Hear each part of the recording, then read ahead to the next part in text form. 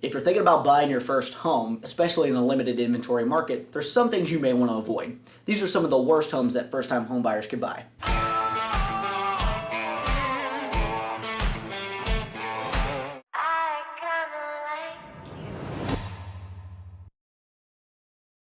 Pick the right size.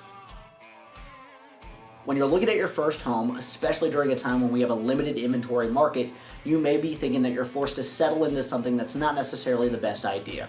The truth is, what you want to do is find something that's going to be the right size for a good period of time. That means you don't want to go too small or too big.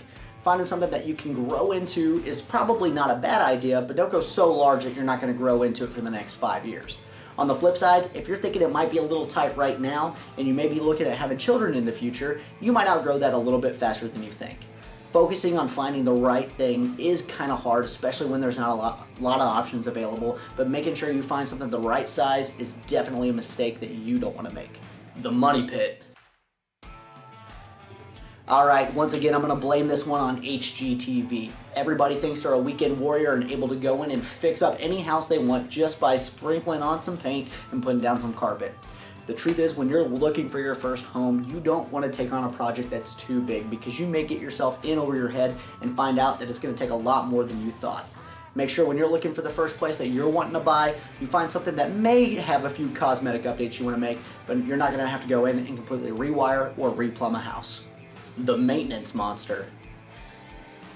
When you're looking for your first home, you may be tempted to find something that's completely awesome and will blow your friends' minds. The truth is, homes with lots of landscaping, pools, or even hot tubs are going to require a lot more maintenance than you may be thinking. If your time is limited and you don't have time to spend on weekends working on those kind of things, you may want to reconsider those properties before you purchase.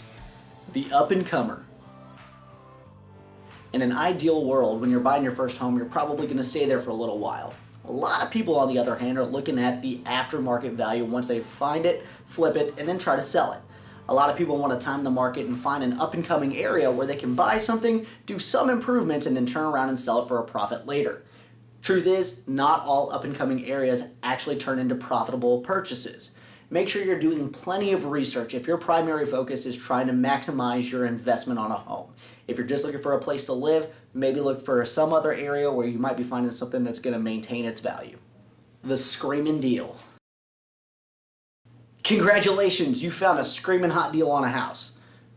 Probably a reason for that. If you find something that's priced too good to be true, oftentimes it actually is. Make sure you're doing your research and finding out why it's such a great price before you put in that offer. Thanks for checking out the Aaron Advantage, and be sure to check the description below for a link to this article for some additional information. If you have any other tips on things to avoid when you're purchasing your first house, let me know in the comments down below. Also, be sure to like this video and subscribe to my channel to stay up to date with everything I post.